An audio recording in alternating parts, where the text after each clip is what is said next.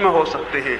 अगर दुनिया को और मनुष्य को विनाश से बचाना हो तो एक एक मनुष्य के हृदय में आनंद के संगीत की प्रतिध्वनि पहुंचानी होगी।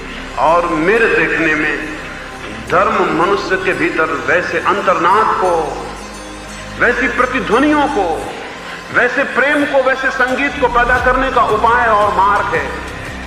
धर्म को कोई मैं पूजा नहीं मानता हूं, धर्म को कोई अर्चना नहीं मानता हूं, धर्म का कोई संबंध मंदिरों और मस्जिदों से नहीं है। धर्म का संबंध तो मनुष्य के अंतर हृदय को संगीत में परिणत करने के विज्ञान से है। धर्म का मूल संबंध मनुष्य के हृदय को आनंद के स्पंदनों में उत्तेजित करने से, आरोहण करने से है। मनुष्य के भीतर बड़ी प्रसुप्त संभावनाएं हैं, बड़े बीज हैं जो विकसित हो जाएं तो आनंद में फलित हो जाते हैं। मनुष्य के भीतर बड़ी बड़ी संभावनाएं हैं जो अगर पूर्ण हो जाएं तो परमात्मा कहीं खोजना नहीं होता, वो मनुष्य के भीतर, मनुष्य की कली से ही फूल की तरह प्रकट हो जाता है। हर मनुष्य के भीतर परमात्मा है और जो भीतर ना हो उसे कभी पाया नहीं जा सकता।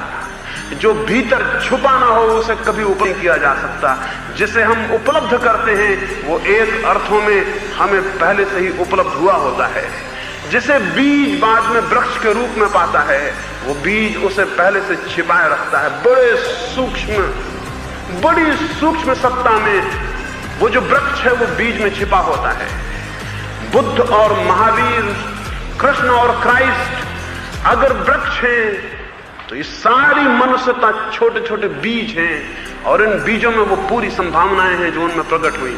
वो आनंद, वो नृत्य, वो संगीत जो उनमें फलित हुआ, वो आलोक और वो जीवन की कृतार्थता और धन्यता जो उनसे प्रकट हुई, हर आदमी की संभावना और हर आदमी का अधिकार है। और वो मनुष्य जो अपनी संभावना की दिशा में प्रयास नहीं कर रहा है,